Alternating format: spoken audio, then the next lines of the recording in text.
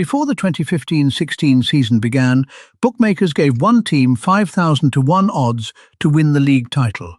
That was longer odds than finding the Loch Ness Monster or Elvis still being alive. Nobody took it seriously. The team had barely avoided relegation just 1 year earlier, clawing to safety in the final weeks of the previous season.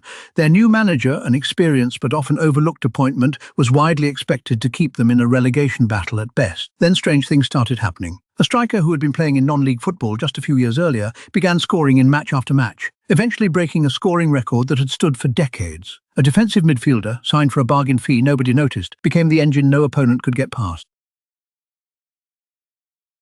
Week after week, the team stayed near the top of the table. Pundits kept predicting the inevitable collapse. It never came. Meanwhile, the league's wealthiest clubs were falling apart.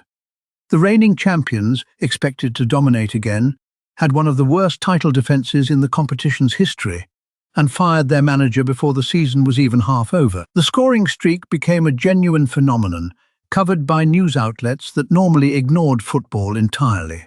A team given no realistic chance was suddenly the story of the sporting year. By spring, it wasn't a fluke anymore.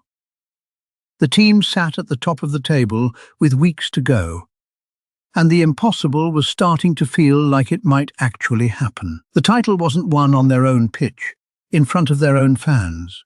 It was clinched at home, in front of a television, when their closest rival could only draw a match against the very team that had just fallen apart months earlier. The city erupted. Hundreds of thousands lined the streets for an open-top bus parade, celebrating a team that had been fighting relegation barely 12 months before. It remains one of the greatest underdog stories in the history of sport. To this day, 5,000 to 1 is the number people reach for whenever they need to describe something that should have been impossible.